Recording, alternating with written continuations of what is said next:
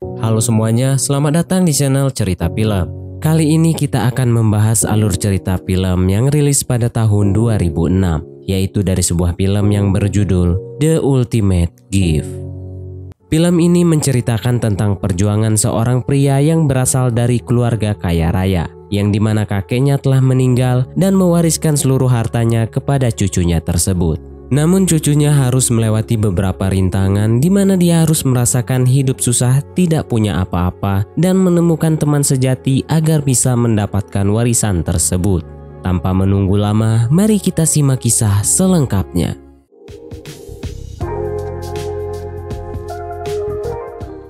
Di awal film, kita diperlihatkan seorang pria bernama Jason. Dia adalah cucu seorang miliarder kaya raya yang bernama Red, dan baru saja wafat karena faktor usia. Di pemakaman kakeknya itu, dia terlihat sedang berjalan sembari mengisap rokok. Sama sekali tidak menunjukkan bela sungkawa kepada kakeknya tersebut. Mendiang kakeknya adalah seorang pengusaha yang sangat kaya raya dan dermawan yang selalu sukses menjalankan bisnis. Namun dia gagal dalam hal mendidik anak dan juga cucunya. Meski ia dikelilingi sanak keluarga yang tamak, namun Jason sendiri bukanlah tipikal cucu yang suka memeras harta keluarganya. Setelah prosesi pemakaman selesai, keluarga Jason malah meributkan soal warisan. Mereka bahkan tak terima dengan warisan yang telah dibagikan oleh Red, hingga akhirnya berakhir pergi meninggalkan ruangan itu.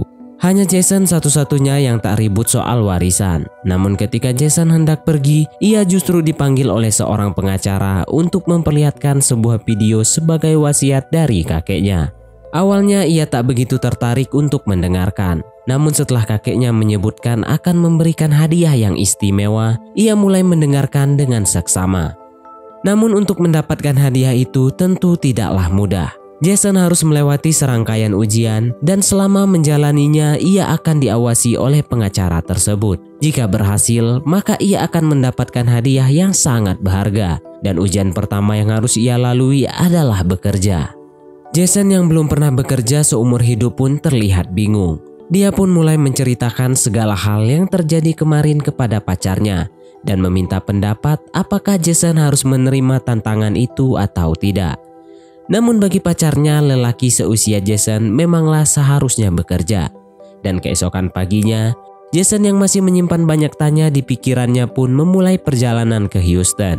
Ia yang terbiasa naik pesawat kelas bisnis, kali ini ia harus merasakan ketidaknyamanan dan terus menggerutu di kelas ekonomi.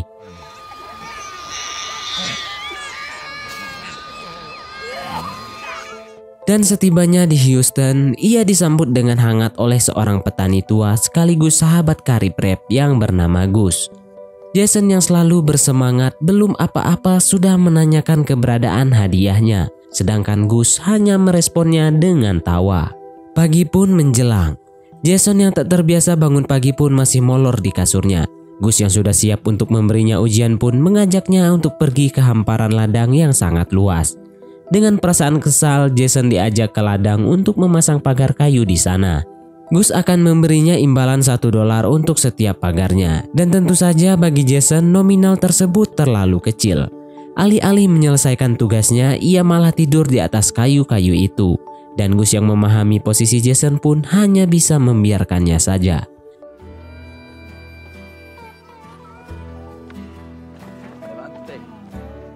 Selama berhari-hari, Jason yang selalu gagal membuat pagar pun hanya makan tidur sampai bosan 7 keliling.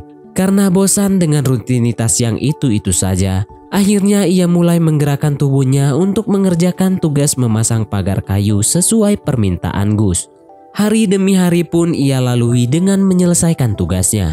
Dan siapa sangka, Jason seorang pemalas yang manja ternyata juga bisa menyelesaikan tugas tersebut. Dan ujian pertama Jason pun berhasil dilewati.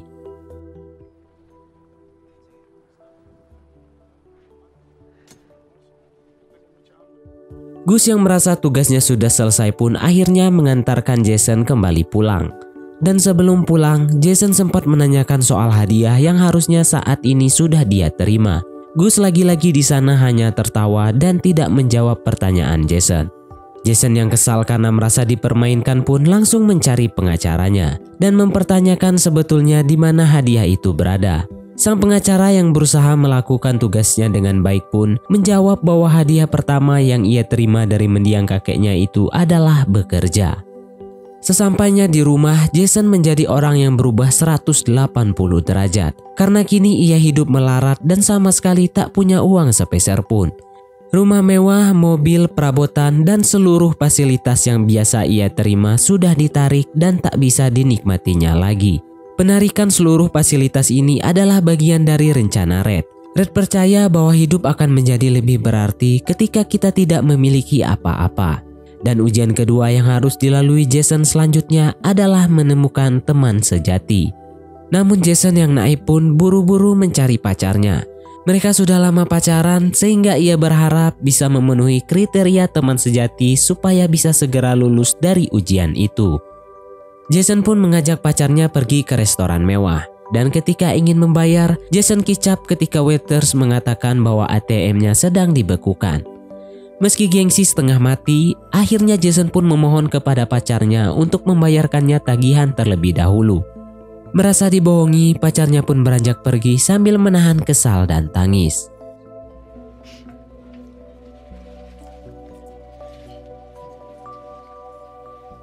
Rumor bahwa Jason kini telah bangkrut pun telah beredar luas. Teman-temannya yang biasa menghabisi waktu dengannya kini tak mau berhubungan dengan Jason lagi. Beberapa kali Jason mencoba meminjam uang pada temannya, namun semuanya menolak dan tak mau berhubungan lagi dengan Jason. Ia yang kini tak punya apa-apa hanya bisa tidur di kursi taman. Bahkan ia tak segan-segan berebut tempat dengan gelandangan di sana. Mereka mencoba adil dengan melakukan suit uang. Namun setelah merogoh saku, ternyata tak satu pun dari mereka yang punya uang koin. Akhirnya datanglah seorang anak yang sukarela memberinya uang. Namun setelah Jason melempar koin tersebut, sang gelandangan pun membawanya kabur. Setelah itu, ia pun mulai meratapi nasibnya yang selalu dicurangi. Dan di fase-fase terendah pun ia terpaksa melihat pacarnya kini telah menggandeng pria lain. Jason yang hatinya remuk pun semakin sedih ketika menyadari sampai saat ini belum juga menemukan teman sejatinya. Keesokan paginya Jason terbangunkan oleh suara anak kecil dan ibunya yang diganggu oleh seorang gelandangan. Ternyata orang itu adalah Alexia dan juga Emily. Jason yang gercep pun langsung membantu mereka dengan menggertak gelandangan tersebut. Dan setelah kejadian itu, Jason mulai menceritakan kondisinya yang sedang membutuhkan teman sejati. Emily yang ingin membalas kebaikan Jason pun sepakat untuk menjadi teman sejatinya. Setelah semua kesepakatan itu, Emily dipertemukan dengan para pengacara. Mereka sampai mencurigai Emily bekerja sama dengan Jason. Namun Emily berhasil menjawabnya dengan cerdas, sehingga para pengacara mulai mempercayai ketulusan persahabatan mereka berdua. Namun habis manis sepah dibuang. Setelah selesai membuktikan bahwa Jason berhasil melalui ujian menemukan teman sejati, ia meninggalkan Emily begitu saja. Ia bahkan tak menyadari betapa terpukulnya Emily yang telah membantunya dengan tulus. Setelah berhasil melalui ujian keduanya, akhirnya Jason pun menerima sebuah kwitansi. Namun Jason terkejut sekaligus kecewa setelah melihat nominalnya. Ternyata ia hanya menerima gaji sebesar $1.600. Di dalam kwitansi tersebut juga dituliskan bahwa sebaiknya Jason menggunakan gaji pertamanya itu untuk membantu orang lain. Sontak orang yang terbersit di pikirannya pertama kali adalah gelandangan yang pernah bertemunya di bangku taman waktu itu. Ia berencana ingin membagikan gelandangan itu $100. Jason pun pergi memanggilnya sambil berteriak. Merasa terancam, gelandangan itu malah justru kabur dan lari terbirit-birit. Rupanya ia takut ketahuan hendak mencuri tas milik Alexia. Jason yang penasaran mulai memeriksa tas tersebut dan menemukan surat dari rumah sakit. Ia sempat syok karena ternyata Emily sedang berjuang melawan penyakitnya. Jason yang mulai khawatir pun bergegas menghampiri Emily di rumah sakit, sekalian mengembalikan tas milik Alexia. Begitu sampai di rumah sakit, ia kembali dikejutkan bahwa ternyata selama ini Emily selalu menggunakan rambut palsu. Jason yang tak mau membuat Emily merasa malu pun hanya masuk ke dalam ruangan untuk menaruh tas dan pergi setelahnya. Mengetahui kondisi fisik Emily yang membutuhkan biaya perawatan rumah sakit, akhirnya Jason terpikirkan untuk memberikan seluruh gajinya untuk Emily. Tanpa ia sadari, kini ia benar-benar menemukan seorang teman sejati. Di hari berikutnya, Emily dan Jason pergi bersama ke gereja. Emily merasa bahwa kini tak ada lagi yang perlu ia sembunyikan dari Jason. Ia pun mulai terbuka dan menyampaikan keinginannya.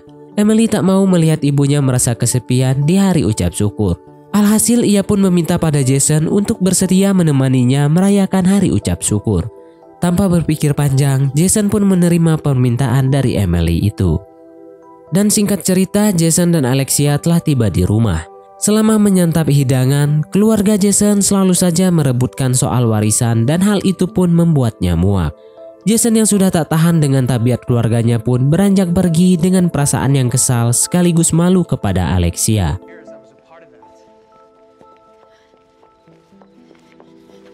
Ujian demi ujian ia lalui. Kini kakeknya meminta Jason untuk pergi ke Afrika sebagai ujian yang ketiga. Dengan pergi ke Afrika, kakeknya berharap Jason mampu memaknai pertemuannya dengan teman sejatinya yakni Emily untuk berpisah sementara waktu dengan dirinya. Sebelum pergi, Jason pun menyempatkan waktu untuk berpamitan dengan Emily. Emily yang ingin menghabiskan sisa waktunya dengan orang terkasih merasa kesal. Karena sebentar lagi hari Natal akan tiba dan ia tak mau melewatkan Natal tanpa Jason. Sehingga Emily pun memperingatkan Jason untuk segera kembali sebelum perayaan Natal nanti. Keesokan harinya Jason tiba di desa yang amat terpelosok. Di sana ia disambut oleh dua orang yang bekerja di sebuah perpustakaan yang didirikan oleh kakeknya. Sewaktu memeriksa keadaan, seorang laki-laki datang menghampiri Jason dan menceritakan sejarah ayahnya sembari mendatangi lokasi kecelakaan ayahnya. Rupanya dahulu ayahnya pernah kabur dari rumah karena pusing dengan bisnis keluarganya itu. Ketika di jalan, nasib naas menimpanya. Ia mengalami kecelakaan pesawat yang membuat nyawanya meregang. Dari situlah ia menyadari bahwa selama ini ia telah salah paham dengan ayahnya. Belum selesai dengan dukanya yang mendalam, tiba-tiba sekelompok orang datang mengancam dan menculik mereka. Merasa bahwa menculik orang kaya dari Amerika dapat menghasilkan keuntungan bagi mereka, tanpa babi bu mereka berdua disekap dan ditutup matanya lalu dibuang ke petak kecil dan mengunci mereka selama berhari-hari. Di suatu pagi, Jason pun dikejutkan ketika ia ditarik keluar dari petakan itu.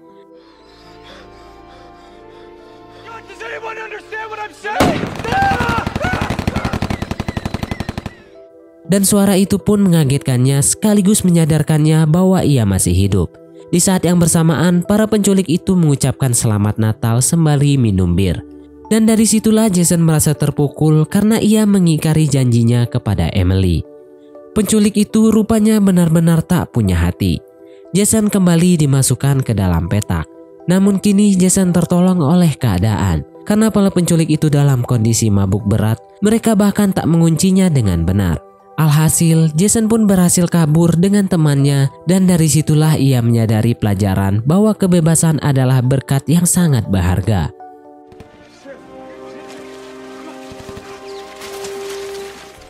Jason yang lama tak muncul kini akhirnya kembali pulang. Kali ini ia disambut oleh Alexia yang selama ini mengkhawatirkannya. Setelah melepas rindu dengan Alexia, Jason pun mulai menjenguk Emily di rumah sakit. Emily yang kesal karena janjinya tak ditepati pun meminta Jason untuk menemaninya pergi berkuda. Jason yang tak mau mengingkari janjinya lagi pun langsung menghubungi Gus untuk menyiapkannya rumah dengan suasana Natal dan mereka bertiga pun berangkat ke Houston. Setibanya di sana, mereka dibuat takjub dengan desain rumah Gus dan menikmati sore hari dengan berkuda. Sebetulnya Emily ini takut dengan kuda. Namun ia ingin menghabiskan sisa waktunya untuk melawan rasa takutnya bersama dengan orang-orang terkasih. Di malam hari, Jason kembali menyaksikan rekaman wasiat kakeknya itu. Sebagai ujian yang terakhir, kakeknya berharap Jason dapat meraih mimpinya sendiri. Sedangkan ia sendiri selama ini tak mempunyai mimpi sama sekali. Sehingga ia pun bertanya pada Emily tentang mimpinya. Emily pun menjawab bahwa ia ingin menghabiskan waktunya dengan orang yang dicintainya dan orang yang mencintai dirinya. Pernyataan Emily itu pun menyadarkan Jason. Dan Jason pun menyatakan kepada pengacaranya bahwa mimpinya adalah membantu orang lain untuk mencapai mimpinya. Setelah mendengar itu, sang pengacara itu pun tanpa ragu-ragu memberinya cek sebesar $100 juta. Karena hal itu, Jason pun kaya dalam waktu semalam. Namun kekayaan itu tidak lantas membuatnya kembali seperti yang dulu lagi. Dengan kekayaannya yang berlimpah, sekarang ia menggunakannya untuk merancang dan mendirikan yayasan dengan menggunakan nama Emily sebesar 3,5 miliar dolar yang diperuntukkan bagi yang sedang berjuang melawan penyakit. Setelah itu, tiba-tiba Alexia mendapatkan telepon yang mengabarkan bahwa baru saja ia mendapatkan kabar bahwa anaknya wafat di rumah sakit. Jason pun terpukul mendengar kabar itu. Ia menyesal setengah mati karena ia tak bisa menemani Emily di sisa akhir hidupnya.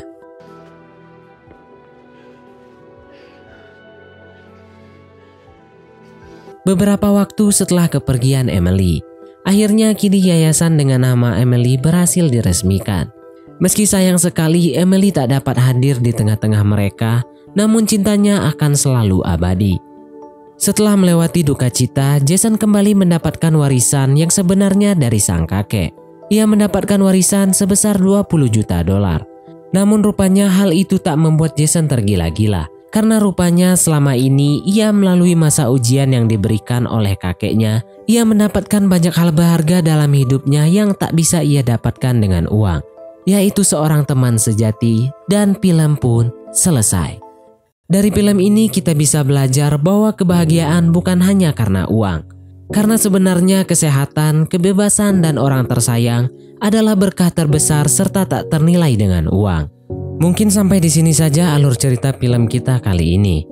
Terima kasih untuk teman-teman yang telah mengikuti alur cerita film ini sampai selesai. Like jika kalian suka film ini serta jangan lupa untuk share video ini ke teman-teman lainnya. Dukung channel ini dengan cara mensubscribe channel ini agar channel ini bisa lebih baik lagi dan dapat terus menyajikan konten-konten untuk mengisi waktu luang kalian semuanya. Sekian dari saya, sampai jumpa di konten berikutnya.